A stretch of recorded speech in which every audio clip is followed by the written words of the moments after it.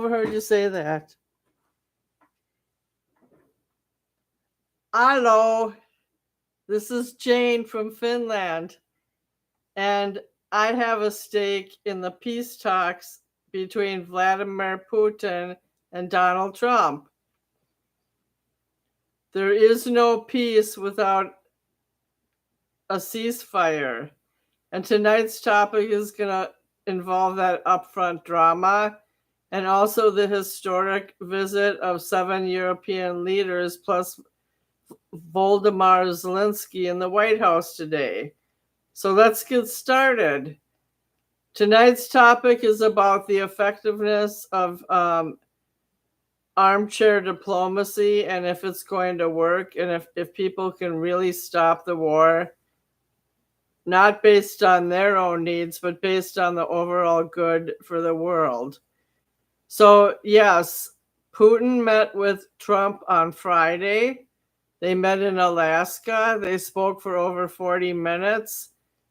And I think most people like the unusual setting, especially in close proximity to Russia. Also, today, there was even more widespread discussion about ending the war. And most countries, including Zelensky, seem positive about it because really the end goal is to end the war. And Trump thinks in those rational terms, and he wants it to be over too. So I want to know from Don and John what they really do.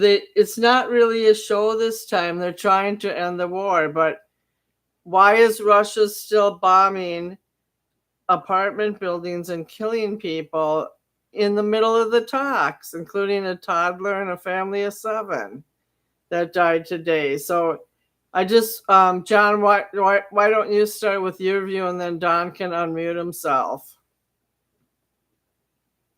Go ahead. I think they will keep pushing with Russia with what they've got, because the more they know that probably no country's going to attack them or bomb them outside of Ukraine, and the more land they get or the more they can stall, it just benefits them. Like if they go in 50 miles or 100 miles or 200 miles, it's just more land that they have to negotiate. So I think it's one of those situations. That's one strategy, they have but a certain leverage. That's one strategy, but they showed a map today. Russia controls all the lower South Seas of the Baltic Sea, down by the country, that's on the shore. And the thing is, though, is you can't just walk up to Zelensky and ask, can we have this land that we've already obtained? Because Russia has abducted children and soldiers and regular people. And Zelensky is not going to settle for a peace agreement without the release of those people. And I don't think there should be a land cut up. Do you? No. And it'll be very interesting because, Putin knows that he long-term could probably wait it out, from what I understand, as far as leverage. I don't think he's going to collapse now. The further it goes and the more sanctions start to happen, it could have some effect, but that'll be more long-term. So it's kind of like when a kid is doing something wrong in public. You can yell at them, but you don't want to grab them and try to spank them because everyone's going to go, oh, look what you're doing. So the kid does what it wants to do. It just keeps acting up. And I know that they're more advanced than a little kid, obviously, but it's that kind of dynamic. It's like, what are you going to do? You're going to try to spank them, and are you willing to go that far? Are you willing to engage troops and send missiles? No, we're not.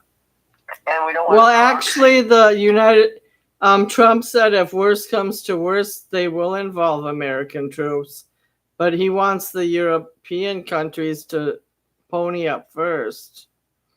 Yeah, that's kind of the leverage. It's just Europe, you go do something. You're there. You got lots of troops and weapons combined, like the UN type of thing. Go step in there and take some of the heat instead of us getting directly involved. We've gotten enough involvement to, I mean, basically, you see what people want to make money on war. And that's really the whole thing. It's like the people want this thing to keep going. They love war money and they love the machinery and the war machine. And the ones who want to stop it, they really want to just end killing and not make money. But the people I think want to make money. in this they want case, this thing to keep going. may I ask you a question though? It's not like the United States isn't involved in a proxy war. Like Russia started this without anybody's permission, and the Ukraine. I think one reason the Ukraine doesn't want to give up is because they've already lost so many people and so much land, and for them to just cave into Russia, they wouldn't be happy under their direct rule, even in that southern portion where the sea is. So I'm just, it's not like a private interest where maybe we made a hush hush deal with Qatar or Yemen or like United Arab Emirates. This is what out in the wide open. It's in Central Europe, and I know that one of my friend's sons is stationed in Romania, waiting to get the word, and I just don't understand. Like it's been going on for years. More killing is ruining Russia's reputation. It's not helping them gain points with anybody worldwide. And Trump's trying to get into there now and even dictate who Russia sells their oil to. And I don't know if that's going to be effective either. Yeah, well, one thing I experienced going over to the Philippines, and that is culture. And culture is very powerful. And that's one of the things you want to preserve your culture, and that's what will keep a country standing and fighting, is you want your culture. And so that's a deal with Ukraine. There is even though it's part of Russia, I have friends who are from Ukraine, and it's a lot like there's a certain point where they go, we'll blow up the whole thing. Like, come take. We don't want to live under. We'll do anything. And it's kind of like King Solomon. Where the two women are going. One mom says, I want this baby, cut it in half. The other one's like, okay, I really love the baby, so here, have it. And it's kind of like that. There's some people, they don't care. They will just blow up the whole planet. And you see that in Iran.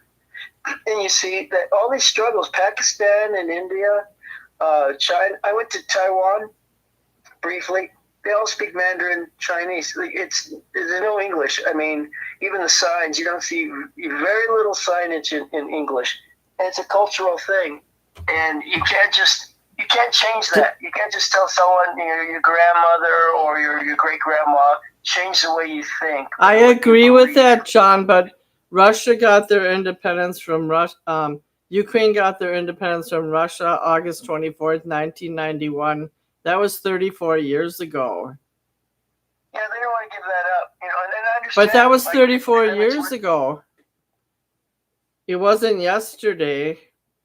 Well, generationally, it takes a while for things to change. You think about our culture. Like when we grew up, kids would say, like in my time, in the 60s, they would say, are you a Christian? Say yes. God bless America, yes.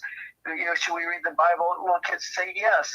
And nowadays, you have kids, like, they've never been to church. It's like screw God. Like I love the devil. Not all of them, but there's that culture of it. I encounter when we share Christianity out in Hollywood Boulevard. There's some people come up, they got the devil horns going, and they are angry, like mad at Christians or the concept of God. It's a cultural thing. You wouldn't have that. It's like 50 years ago. You might have someone disagree with you, but they wouldn't verbally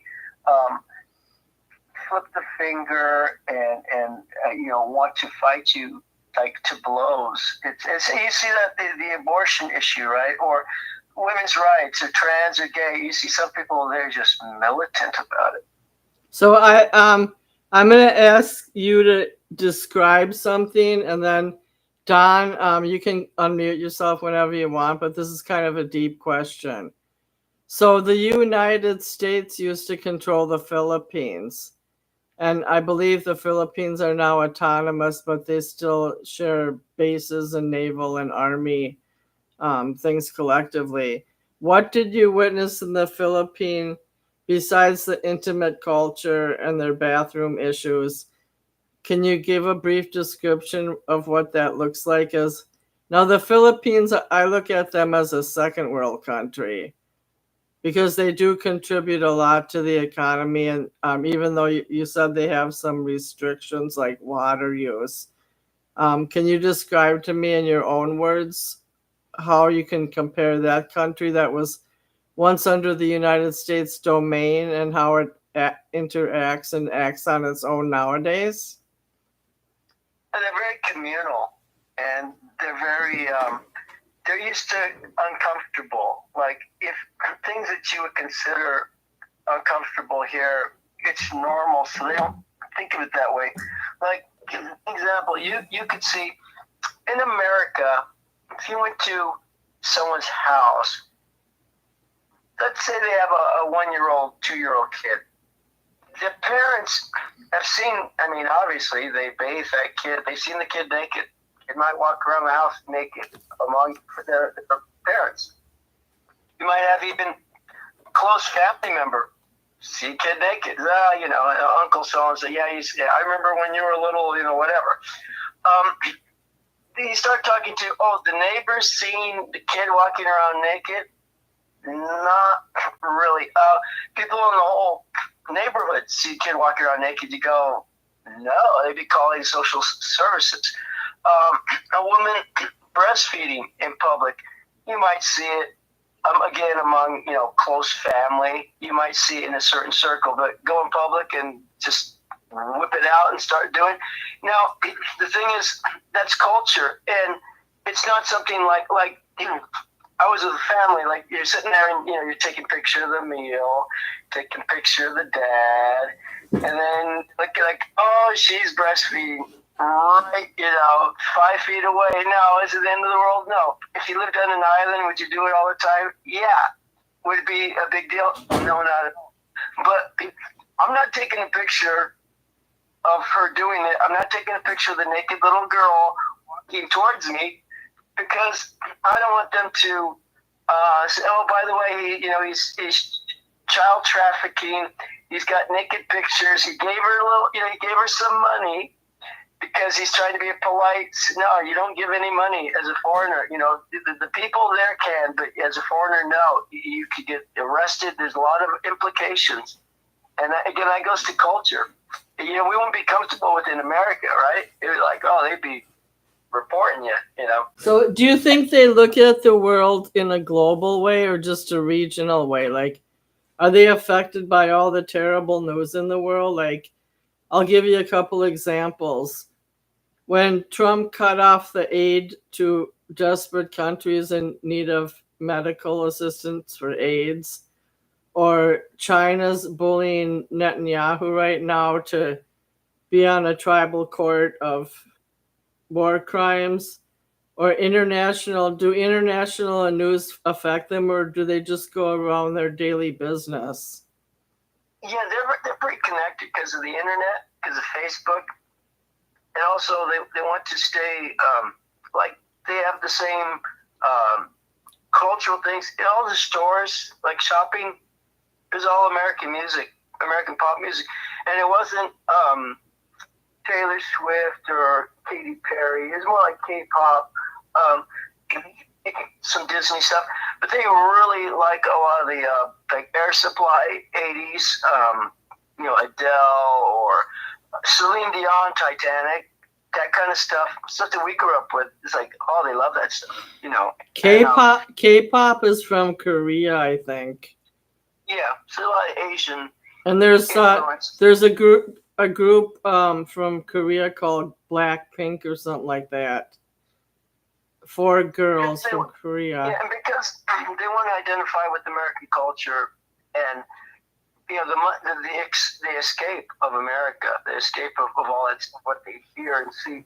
Like driving down the street, very similar to like the Wild Wild West, where a stranger walk into town and the whole town, looks. You get some people like little kids, they'd be like, "Hey, hello, friend." Just they know that you're an American? Yeah, because they know it's like I'm American. Like you stick out. You don't like. You might see in a day 4 or 5 white people. Like if you go to the mall, you walk along, a couple thousand people, you'll see 1 or 2 white people. So we stick out like anything. Everyone looks Filipino, and everyone. I know that people will disagree with me, but basically, 95% of the women I saw were 5 foot, 4'10", 5'1", 90 pounds, A cup. You didn't see like curvy Latina bodies, black, booty bodies. And so someone said, "Well, did you, see any girls you're interested, like, trying to find a wife?" No, I mean, unless you're interested in 12-year-old cute boys, like that kind of figure, that's what the women are to me. Now, there were some curvier, heavier women that were like grandmas, like old, like way overweight, but I didn't see, it was all genetics. Okay, I have a question. Kind of 5'4" to 5'5", 5'3" to 5'5". You see some guys I could look up to, but in general, I looked, at or below every person walking towards me, and I stuck out very. And as far as friendly, they weren't antisocial, but I wouldn't go back for hospitality, like unless I'm waving money and I want a woman. Like you'd see people just stare at you, not mean, but just like, oh, here you come, like what does he want? And when you talk to people, to me, my experience was, it's the same way with Spanish. Like if you go to Mexico or you speak to someone in a certain community culture, for some reason, their filter for their interpreting English goes off. Or in other words, they assume like they can't communicate, so you'll say obvious words that they know, and they'll always look at you, and you have to repeat it. I told my friends, like, you got to say things 3 times before they go, "Oh, okay." Like you'll just say, "I was at the store, and there's security there everywhere. Every place you go in, like people don't steal, because the minute you go in, they check you in, and there's there's one door to get in, and there's one person with their white and blue outfit, white shirt, blue pants with the badge and the hat and the whole thing. And if they're not packing heat, someone walking around the store is packing heat. They are watching, and so when it's like you're not going to steal anything because they check everything on the receipt. It's very extreme there. Anything, Thrifty, CVS, Burger King, the mall, everywhere you're checked in and out, and that's just the culture. Maybe they're just being preventative. Now they can't afford to have theft. They can't afford people to walk in and out. They're not culturally. We're just just go and take whatever you want. They're not really going to stop you, and if they do, it's a lawsuit. You're not going to. No, they're going to pull you, and you go bye. I have a question for Don. Don, are you awake? Gotta get more ice cream. Don? Wake up, Gallimore. Yeah, no, I'm awake. I just was able to take my bath. I was just coming out. That sounds like a pretty good assessment there, John. Different cultures. Did you learn anything? Oh, yeah. I mean, I learned a lot of stuff. Now, I'll give you an example. Tell them about the bathrooms. Like, people who... People who speak English there, and many do, because all the music in the stores is all American. Like very, you get a local station playing a couple, top, and that's the other thing is they speak Tagalog up north. They speak Cebuano in the middle. So it's kind of like if you think of it, they have thousands of islands, but they're basically 3 islands in tic-tac-toe. You know how you cross. So the top island, you'd have the Manila and associated islands. The middle would be Cebu. Cebu. They speak Cebuano there, and then the lower to the far right, like a tic-tac-toe, would be Mindanao. And I mean, there's obviously other islands and things, but those are the significant. Where if you look at the mapping, oh yeah, okay, so Manila, Cebu, and Mindanao.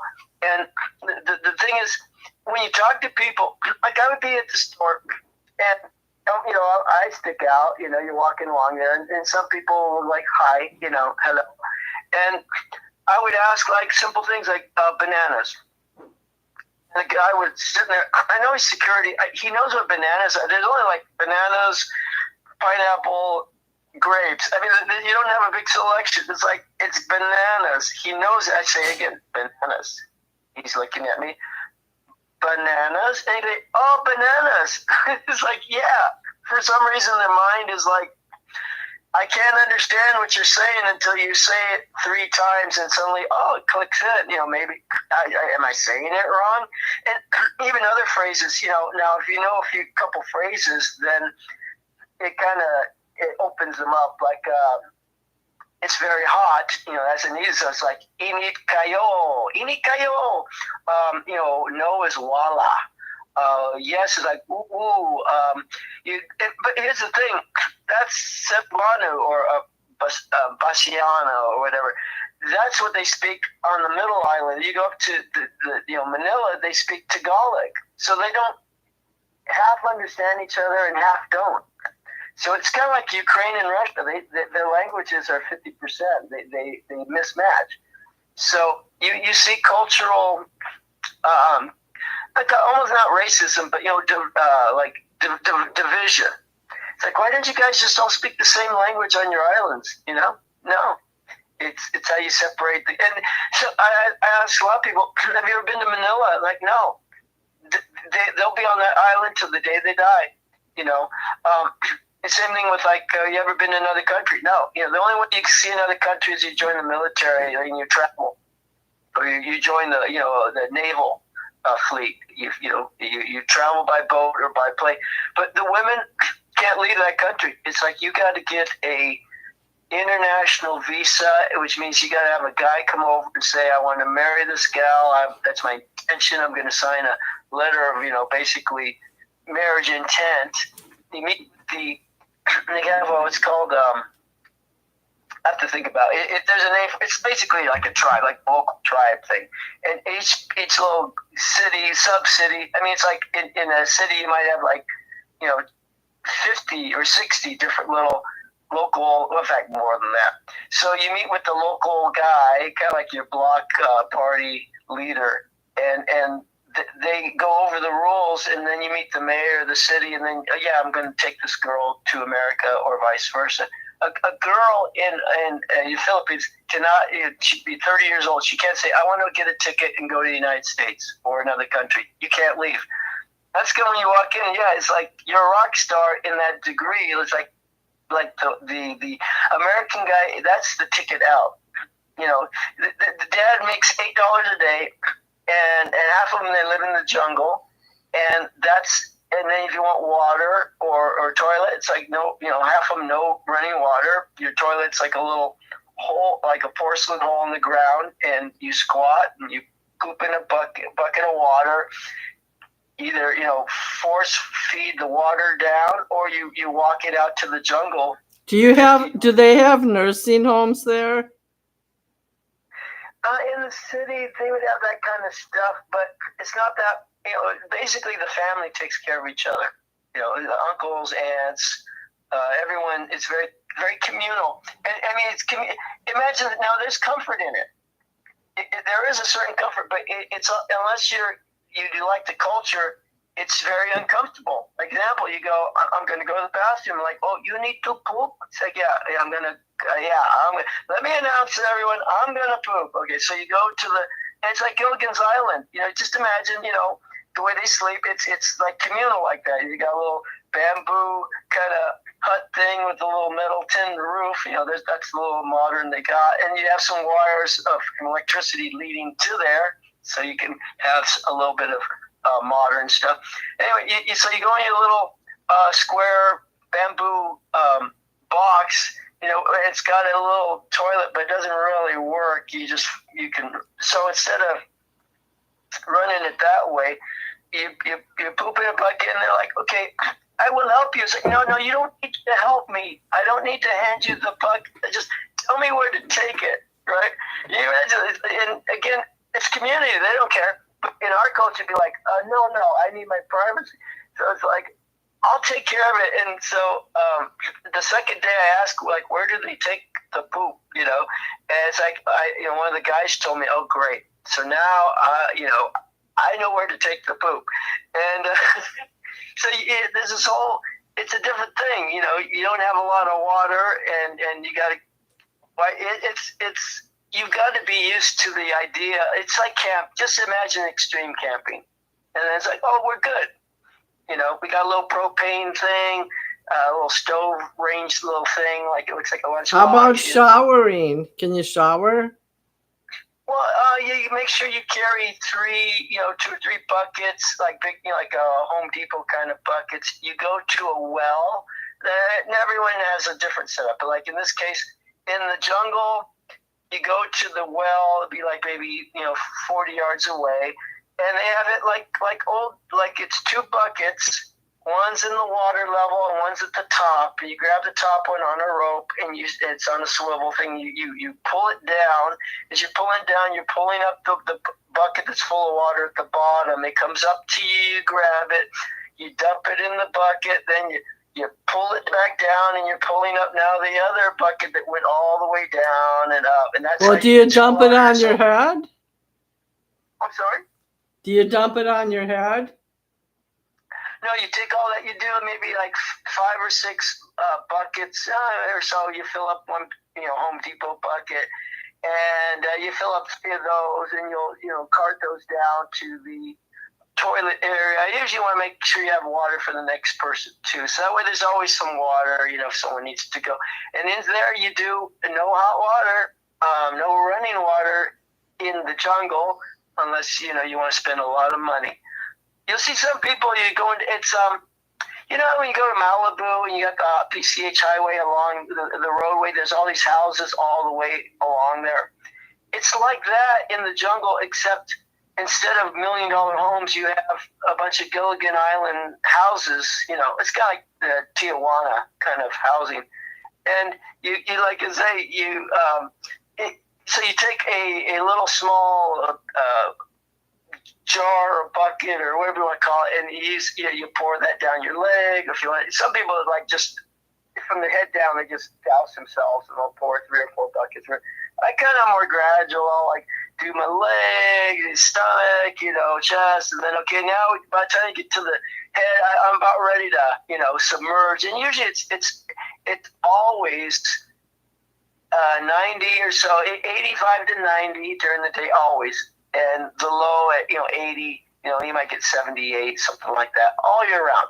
It's just, and the hot will be more like 95 to 100, but it's always that temperature. How about the monsoon season, like when there's a lot of rain? Yeah, the monsoon, the only thing with the monsoon is when it rains, it kind of cools it from 90 or 85 to 80, low 80s. Even if the wind's blowing, it's just do people have do they have jackets? The concept of a jacket is there because sometimes people go to the mall and they wear, and some people, it is the funniest thing to be like 85 to 90 and you see someone wearing a jacket and you're going, are you kidding me? Anytime it was like we go to the mall and it's like 75, the people around be like, oh, it's so cold. It's like really? Like this is Los Angeles, 75, year round. Like you think this is cold? This is perfect. And the humidity, like Minnesota, even 75 with humidity is too hot. Like when it's 65 in Minnesota and the humidity's less, it's pleasant. Also, And they don't know any different. Even if they say, "Oh, this is hot," or "It's terrible," like I know this one gal, she had a corner vendor. It's got an outdoor, kind of like if you went to a Johnny Rockets that had no closed doors, like it was just open, and you walk up to it, and it's like a little counter, like when you go to a baseball game, you got that kind of stand at the corner, and she's cooking away, and then around 6 or 7, the sun's starting to come down and starting to hit in the corner, so she's in the sun, and it's hot, and she's cooking, right? And I said, man, it must be really hot. She says, yeah, every day's hot. He says, what can you do? That's life. But they don't know, a different life. So kids are running around playing, and talk to them, they'll be like, oh, it's hot. They go, yeah, but that's all they have is hot. They're adapted. Okay, I want to have winter or spring. I would like to make a statement, and then we only have 15 minutes left, so I'm going to bring Don in.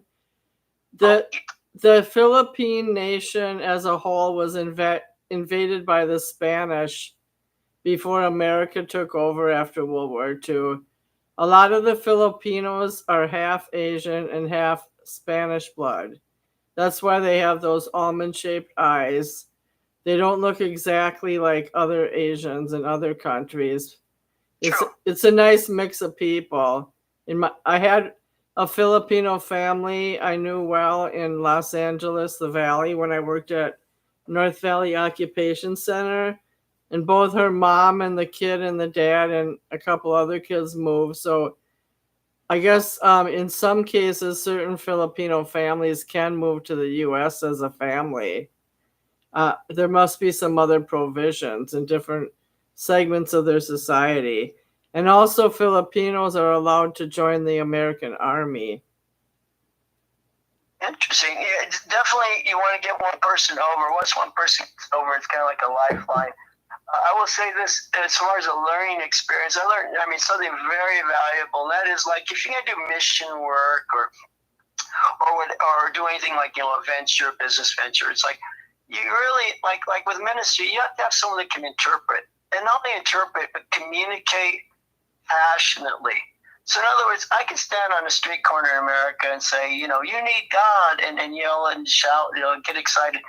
If you have an interpreter that stands there and goes, you need God, it's like it doesn't translate your passion. It doesn't translate the word for word. They're going to use different words. So I didn't have that. I didn't have someone that could really translate or integrate or have a ministry. Like if I went to Africa, I have that kind of connection. So if you go to a different country, make sure you have a good interpreter who understands the culture and can communicate it. And, understand that you've got to learn their culture. They're not going to learn yours. You can be interesting, but you'll still be an outsider.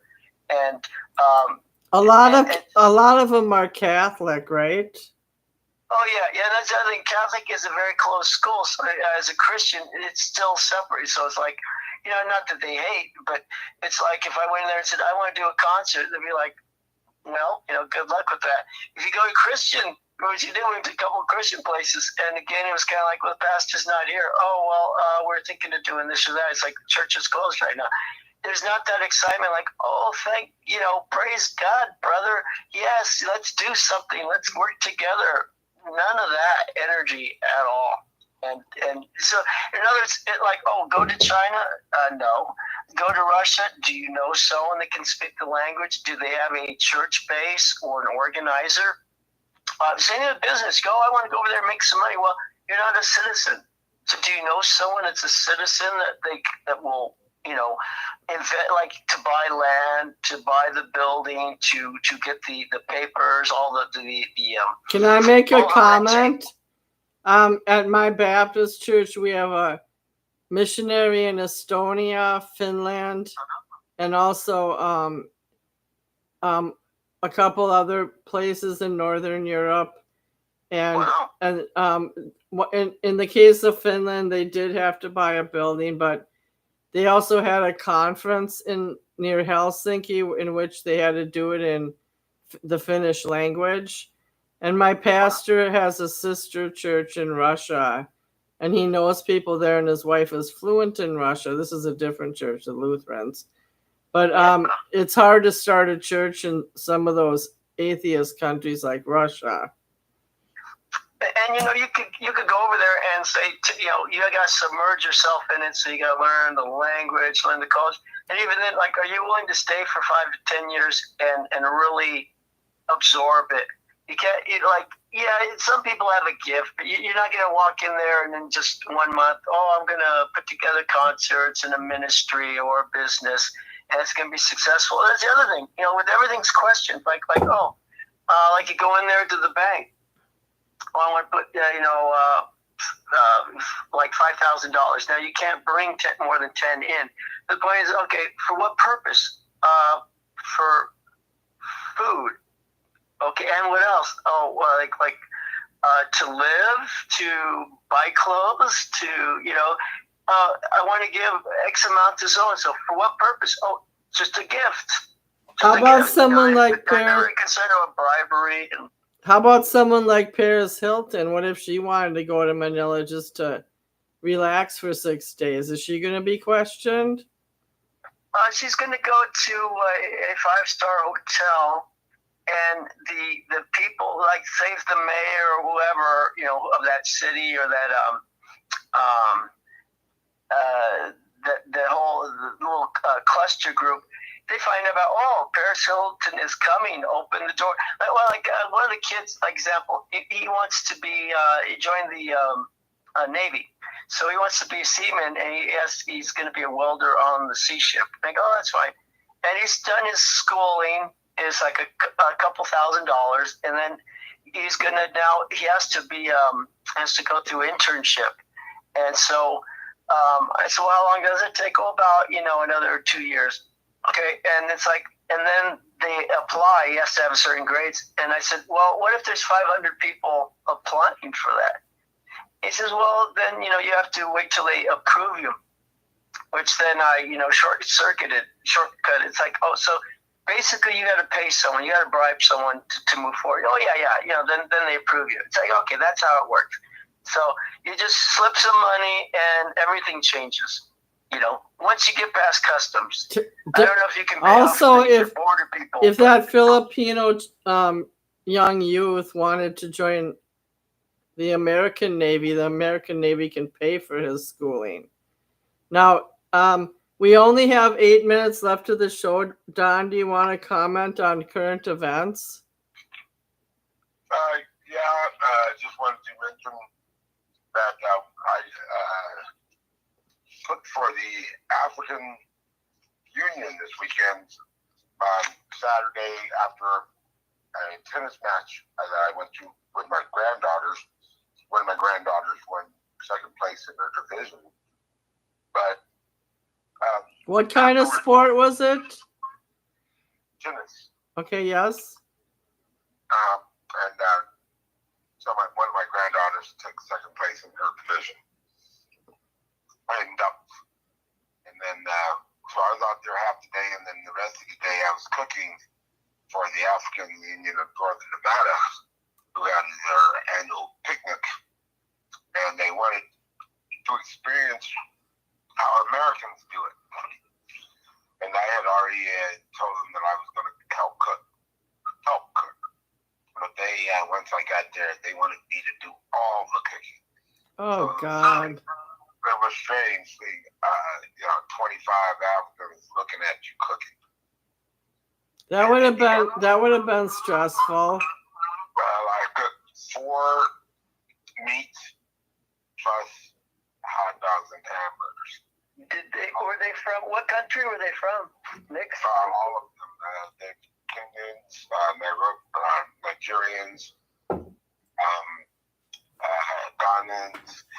They kind of more like the northern half, kind of, compared to the southern. Well, most of these are Western and Southwestern countries. We don't get very many. We do get Liberians. Yeah, there's some Liberians with them too. But they're the African Union of Northern Nevada. So these are, refugees. A lot of them have been here 45, 50 years. But they, of course, host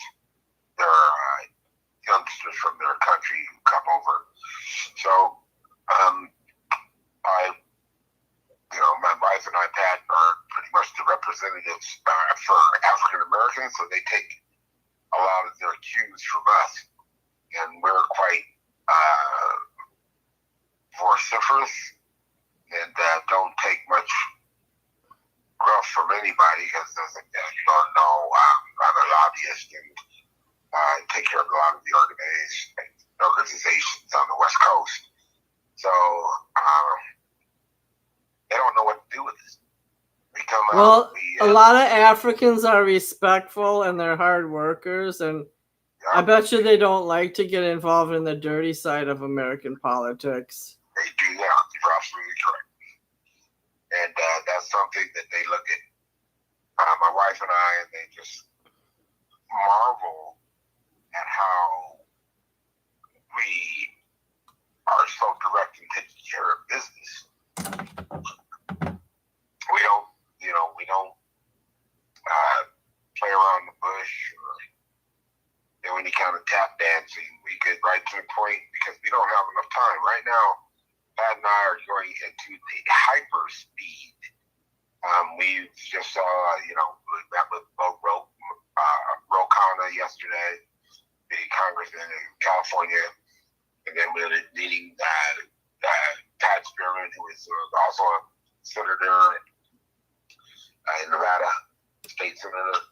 And so we're talking to all kinds of other people, Catherine Cortez Masters and Jackie Weldon, and gearing up for this next election because this is, in a lot of ways, for some people, an existential election where wherever way it goes, our country is going to go for generations to come.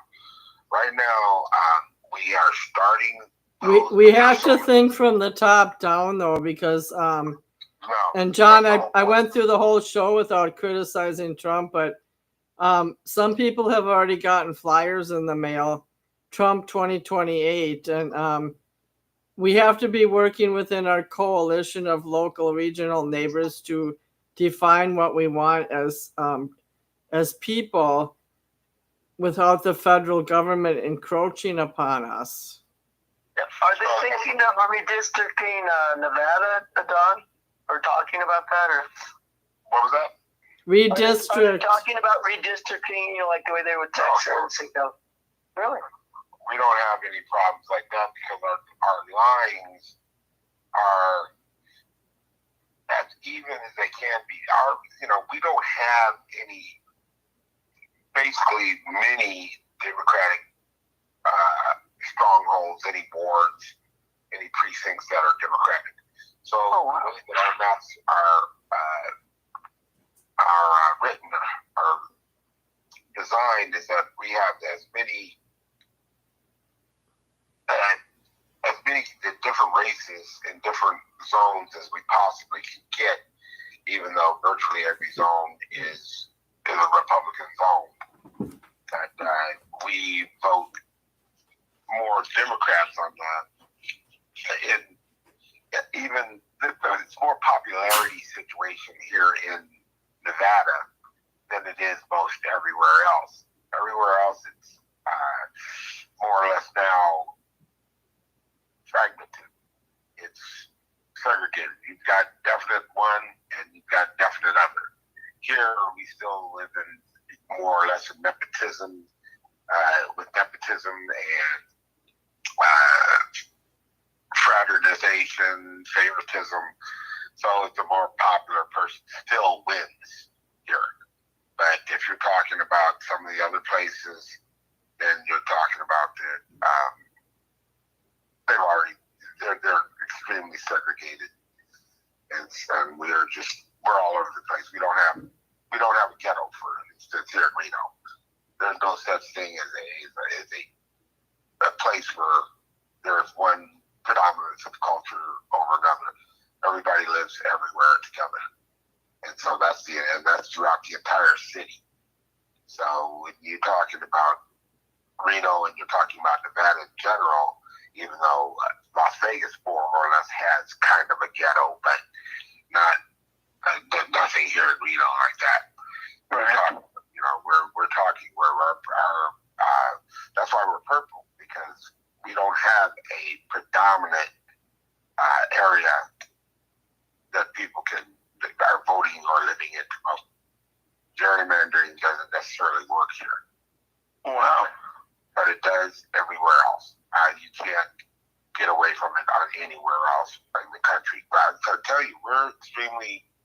unique.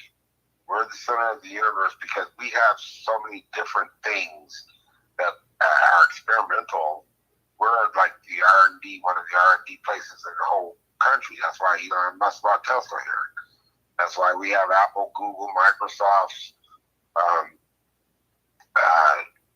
Apple, Google, Microsoft, we're the Panasonic. We've got them all here, and that's because we are an R&D area of the nation, and everybody who's in the know knows.